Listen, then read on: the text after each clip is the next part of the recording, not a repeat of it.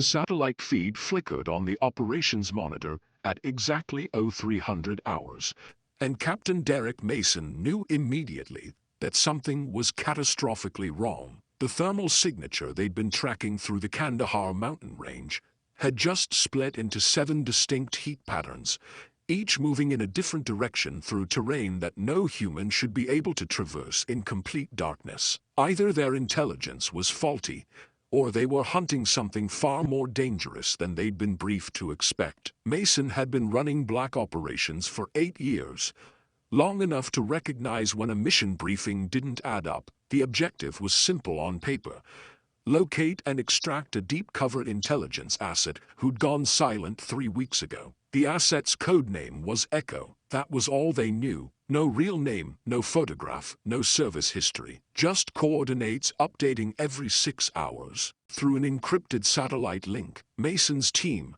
had been activated with a 30-minute deployment window. Now, staring at those 7 heat signatures dispersing through the Afghan mountains, Mason understood why. His second-in-command, Lieutenant Sarah Chen, moved beside him in the cramped operations bay of their modified Chinook helicopter. "Those aren't random dispersal patterns," she said quietly. "That's a practiced evasion protocol. Multiple operators trained to split and regroup. Military precision." They'd been told they were extracting one asset, but those heat signatures were moving with coordinated purpose through terrain that required extensive mountain warfare training. Someone had lied to them. Behind them, the rest of Vanguard team prepared their equipment. Staff Sergeant Marcus Thompson, their heavy weapons specialist; Corporal James Rivera, their communications expert; Private First Class Amy Jong, their combat medic; and Sergeant First Class David Kowalski, their sniper, who could thread a bullet through a keyhole at 1,000 meters. They were the best operators Mason had ever commanded. They trusted him completely, and he was about to lead them into a situation where nothing was what it seemed. 2 minutes to insertion, the pilot announced. "Vanguard, gather up," Mason ordered. 5 faces looked at him with absolute trust. "Our intelligence is compromised. We were briefed to extract one asset. Current surveillance shows 7 mobile signatures with military-grade tactical coordination. Someone either lied to us, or the situation has escalated beyond original parameters." He watched their reactions. Good operators didn't panic when plans changed. They adapted. "We proceed with insertion, but we modify our approach." Kowalski: "Establish overwatch on the northern ridge." Chen: "You're with me on point." Thompson Rivera Jong: "Mobile reserve." Questions? Rules of engagement? Thompson asked. "Positive identification before any hostile action. We're not shooting at thermal signatures without knowing who's behind them." The insertion was textbook perfect. They moved immediately to cover as the helicopter departed. The silence that followed was absolute. Mason checked his tactical display, confirming the 7 heat signatures were still dispersing through the valley ahead. The terrain was brutal. Loose shale threatened to shift under every step.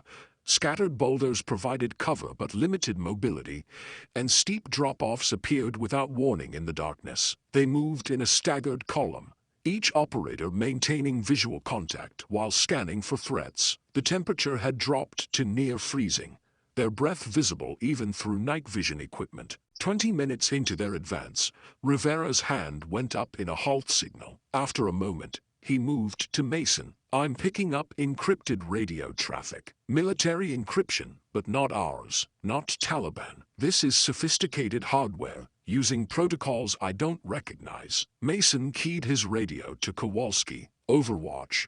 Do you have visual on any mobile signatures?" "Affirmative.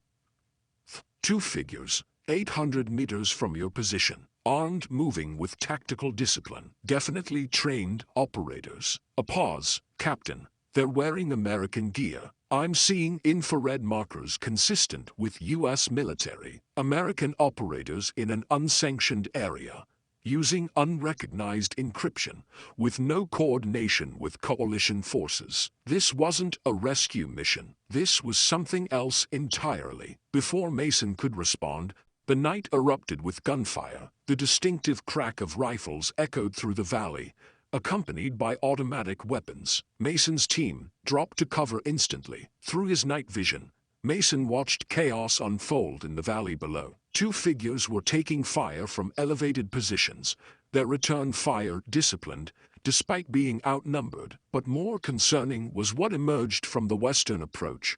Additional armed figures, at least a dozen, moving with aggressive coordination. Overwatch, identify the assault force, Mason commanded. They're not Taliban, Kowalski reported. Wrong equipment, wrong tactics. These are professional contractors. And Captain, they're shooting to kill Americans. The tactical picture crystallized with sickening clarity. Echo wasn't an intelligence asset in trouble. Echo was a team of American operators being hunted by a private military force. Someone had sent Mason's team in without briefing them on the actual nature of the mission. Vanguard, weapons free on the assault force, Mason ordered. Prioritize protecting the American position. Move now. His team responded with instant coordination. Thompson established support position with his machine gun. Rivera and Zhang flanked the attackers. Chen stayed with Mason as they pushed toward the embattled American position. Mason's weapon came up as he acquired his first clear target. One controlled burst and the contractor went down. Beside him, Chen fired in precise 3-round patterns. Thompson's machine gun opened up, the heavy rounds ripping through the assault force's formation and forcing them into cover. The firefight lasted 7 minutes. When it ended, Mason's team had broken the ambush with no casualties, but they were now committed to a situation they didn't fully understand. In hostile territory, with potential enemies on multiple sides. Vanguard actual. This is Echo Team Leader. A voice came over Mason's radio. Ceasefire.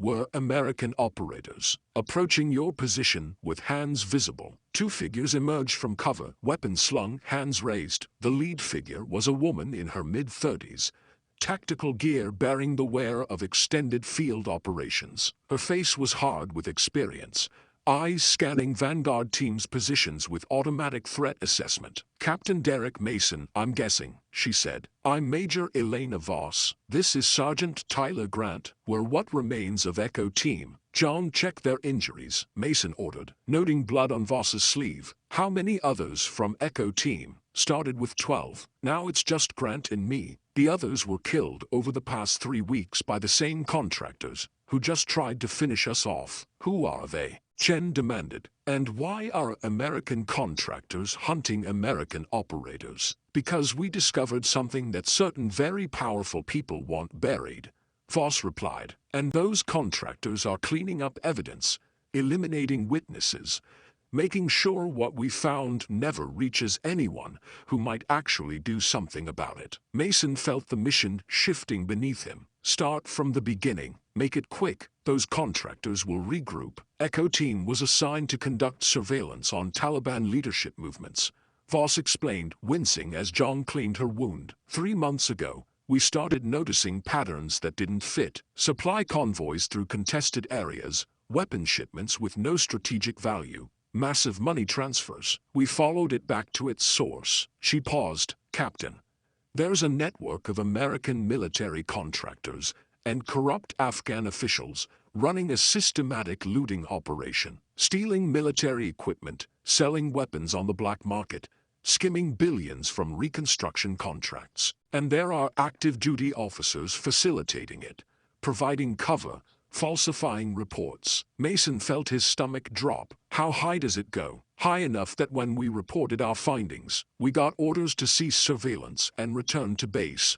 Voss replied grimly. When we requested clarification, we were told the investigation was being handled through other channels. That was 3 weeks ago. 2 days after that, our team position was compromised and we came under attack. We've been running ever since, trying to stay alive long enough to get this evidence to someone who'll act on it. Grant spoke for the first time, his voice younger but no less serious. They've killed 10 of our people, Captain. Hunted them down one by one. We're the last witnesses to what they're doing, which is why they've committed so many resources to eliminating us. Thompson moved closer. You're saying there are American officers helping to steal from their own military? officers with enough authority to coordinate cover-ups and assassination teams. I'm saying there are American officers who've decided their retirement funds are more important than their oaths, Voss replied flatly, and they have the power to make problems disappear,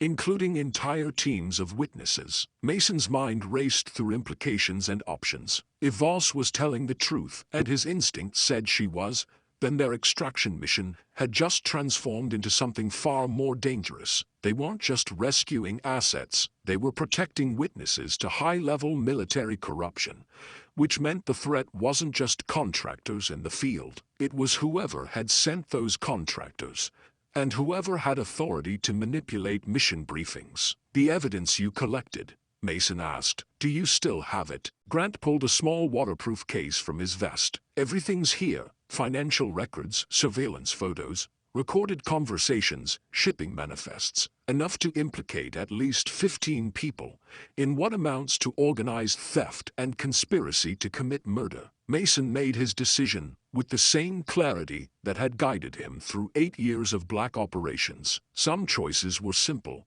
even when they were dangerous. Vanguard Team, our mission has changed. We're extracting Echo Team and ensuring this evidence reaches Coalition Command through channels that can't be compromised. That means we can't trust our normal chain of command until we know who's clean. He could see his team processing this information, understanding the implications. They were essentially going rogue, operating outside their command structure, based on the word of 2 operators they'd just met in a firefight. But he could also see the acceptance in their eyes. They'd follow him because they trusted his judgment, and because the alternative was abandoning Americans to be murdered by their own countrymen. Captain, Rivera interjected urgently, increased radio traffic. The contractors are calling in reinforcements. We've got maybe 20 minutes before this valley fills with hostile forces. Mason keyed his radio to the Chinook pilot. Falcon 6, this is Vanguard Actual. We need immediate extraction for 7 personnel, moving to alternate LZ Bravo. The pilot's response confirmed Voss's story. Vanguard Actual.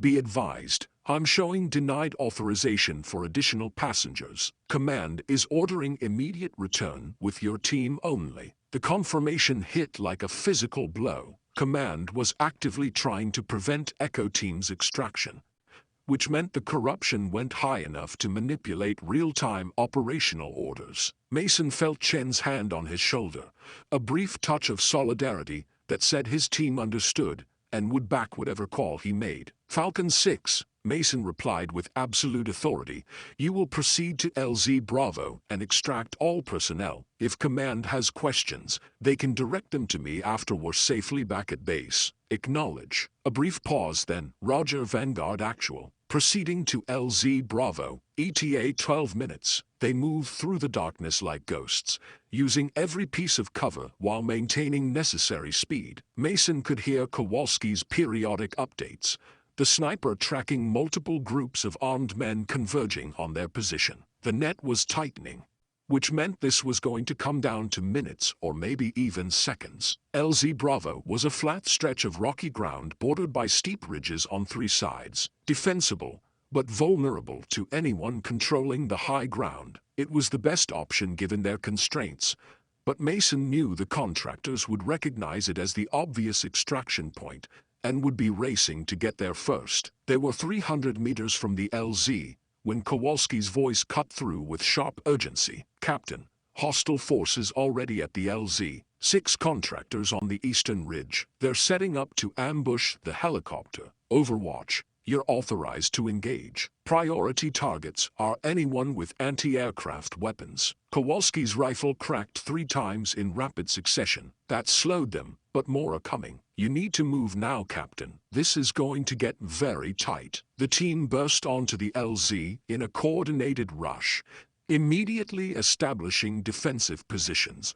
around the perimeter. Mason could see muzzle flashes from the eastern ridge, where contractors were regrouping. Thompson, suppress the eastern ridge. Rivera, Zhang, southern approach. Chen with me. As his team engaged the contractors with disciplined fire, Mason keyed his radio. Falcon 6, LZ is hot. You're coming into contested airspace. Come in fast. Stay low. Be ready for immediate departure. Roger, Vanguard Actual. 2 minutes out. 2 minutes felt like an eternity as the firefight intensified. Thompson's machine gun hammered at the eastern ridge. Rivera and Zhang traded fire with the southern element. Kowalski's rifle continued its methodical work from Overwatch, but Mason could see the tactical situation deteriorating. More contractors arrived every moment, coordinating fire into effective suppression patterns. Major Voss, Mason called out, that evidence case stays with you, no matter what happens. If this goes sideways,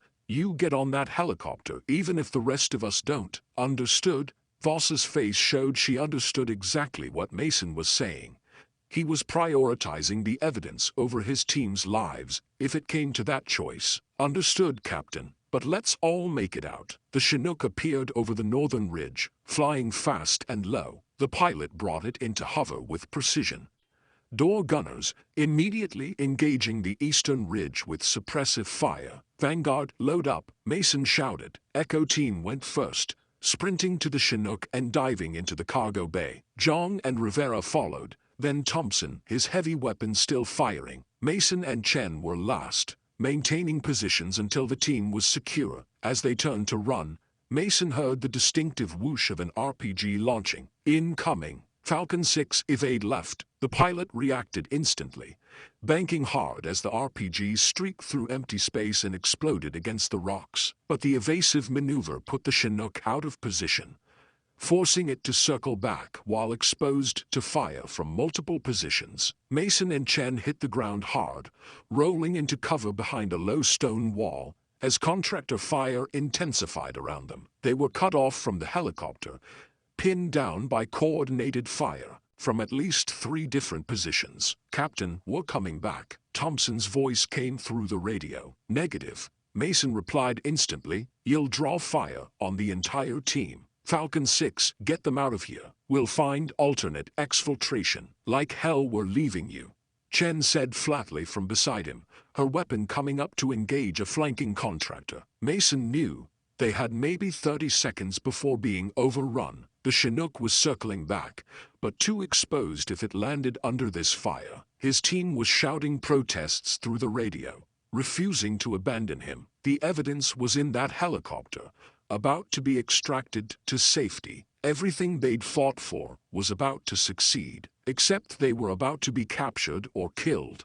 And Mason couldn't see a tactical solution. Then Kowalski's voice cut through the chaos with calm certainty. Captain, I'm in position to create an opening. On my mark, you and Chen run directly for the helicopter. Don't stop, don't look back, just run. I'll handle the rest. Before Mason could respond, Kowalski's rifle began firing in rapid sequence, unlike anything Mason had heard from the normally measured sniper. Shot after shot rang out, not the carefully aimed precision fire that was Kowalski's trademark, but sustained suppressive barrage. Mason realized what the sniper was doing, exposing his own position to draw fire, sacrificing concealment to give them a chance. Now, Kowalski commanded. Mason and Chen broke cover simultaneously, sprinting across open ground toward the hovering Chinook. As contractor fire erupted around them, Mason could hear rounds impacting at his feet, could feel the air pressure of bullets passing close enough to touch. But Kowalski's fire was relentless, forcing contractors to choose between targeting them or engaging the sniper position, decimating their ranks. They reached the helicopter in a desperate dive, hands grabbing their gear and hauling them into the cargo bay, as the pilot immediately banked away from the LZ. As Mason scrambled to his feet, he keyed his radio to Kowalski's position. Overwatch, we're clear. Get to backup extraction point Delta and... Negative, Captain. Kowalski interrupted, his voice carrying a strange calm. My position is compromised, and I've taken multiple hits. Not going to make any extraction point. The words hit Mason like a physical blow. Through the Chinook's open door, he could see muzzle flashes from multiple positions converging on the ridge where Kowalski had established his overwatch. The sniper had given up everything to create their escape window, and now he was paying the price. Falcon 6 circled back. "We've got a man down on the northern ridge." But even as he gave the order, he knew it was too late. The contractor fire on Kowalski's position intensified to a sustained barrage. And then, with terrible finality, it stopped. The silence on Kowalski's radio channel said everything. Mason stood in the Chinook's cargo bay, watching the battlefield recede into darkness, feeling a hollowness that no tactical success could fill. They'd extracted Echo Team. They'd secured the evidence of corruption that had cost 12 operators their lives. They'd completed the mission that had started with deception and ended in sacrifice. But David Kowalski, the quiet sniper who could thread impossible shots and who'd saved their lives more times than Mason could count, wouldn't be going home. The flight back to base was silent, except for rotor noise. Mason's team sat in stunned processing of what they'd lost and gained. Voss and Grant sat apart, two survivors of a massacre who'd watched their entire team die to protect evidence that might finally bring justice. The waterproof case sat secured in the cargo webbing, looking unremarkably small for something that had cost so much blood. Colonel Patricia Reeves was waiting when they landed, her face a mask of professional composure that couldn't quite hide the tension beneath. As Mason's team offloaded, she approached with careful deliberation. "Captain Mason, you're aware you operated outside authorized mission parameters, extracted personnel without proper authorization, and engaged in combat with forces whose identity you didn't confirm through proper channels." Mason met her eyes directly, too exhausted and too angry to care about career implications. "Yes, ma'am. I also prevented the murder of American operators and secured evidence of criminal conspiracy within our own command structure. If that's grounds for court-martial, I'll answer those charges." Something shifted in Reeves's expression.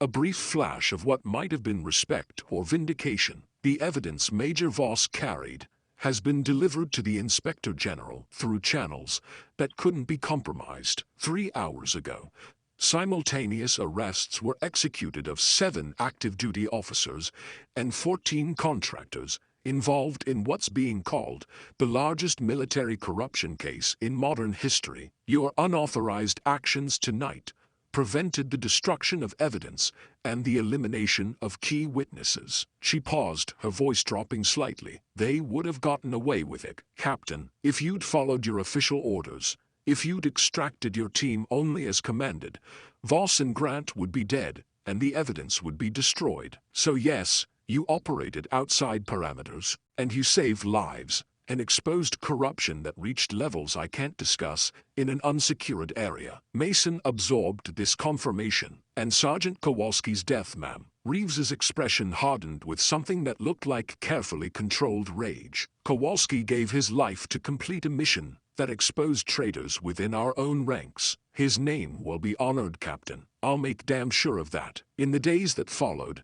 as investigations expanded and prosecutions began, as careers ended, and criminal charges were filed against people who'd worn the uniform while betraying everything it represented, Mason found himself returning to the question that had no satisfying answer. What was the cost of doing what was right when the system meant to protect that righteousness had been corrupted from within? Kowalski had made his choice in that final moment, on the northern ridge. He'd calculated the odds, understood the cost, and paid it willingly, so that truth could survive and justice could be served. Mason stood at Kowalski's memorial service 3 weeks later, watching the flag-draped coffin being carried by operators who understood what the fallen sniper had represented. Beside him stood the remains of Vanguard Team, Echo Team's 2 survivors, and Colonel Reeves, who'd fought behind the scenes to ensure the truth emerged. The chaplain spoke words about service and sacrifice, about honor and duty, about the price of integrity when corruption demanded silence. But Mason barely heard the formal ceremony. His attention was fixed on the simple truth that Kowalski had demonstrated in the last moments of his life. The mission isn't just about following orders. It's about understanding why those orders exist,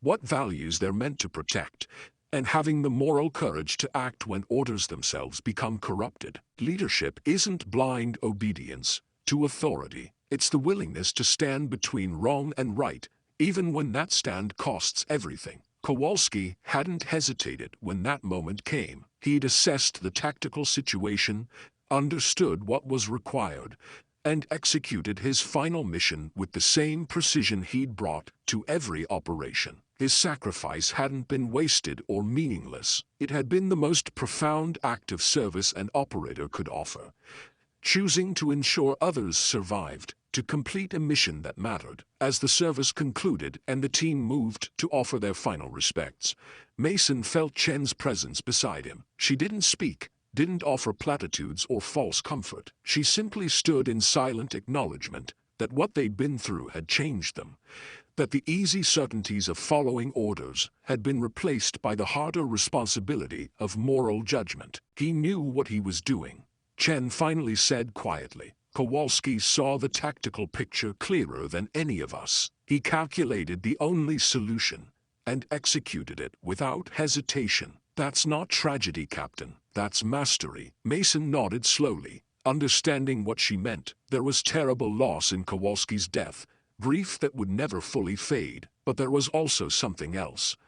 The recognition that in the moment of greatest pressure, when everything hung in the balance, one operator had risen to become exactly what the situation required, not because he sought glory or recognition, but because the mission demanded it, and his team needed it. That was the lesson worth carrying forward. That was the inheritance Kowalski had left them. As Mason walked away from the memorial, he carried with him the weight of command that had grown heavier through that night in the Afghan mountains. The responsibility for the lives of the operators under his authority, the duty to question orders when those orders didn't align with the values they were meant to protect, and the moral courage to stand for what was right, even when the cost was measured in blood and loss. Kowalski had shown them all what leadership truly meant, not in the comfortable decisions or the operations that went according to plan, but in that final moment when he'd chosen to give everything so that truth could survive and justice could be served. The mission was complete. The corrupt had been exposed. The witnesses had survived to testify, and one operator had paid the ultimate price to make it all possible, teaching a final lesson about courage, sacrifice, and the true meaning of honor in service. If this story moved you, if it made you think about the cost of integrity and the true meaning of sacrifice, hit that like button and subscribe to the channel. Share this with someone who needs to hear about real courage. Drop a comment about what leadership and sacrifice mean to you. These stories matter because they remind us that some values are worth defending, no matter the cost. More stories of honor, courage, and the warriors who embody them are coming. Don't miss them.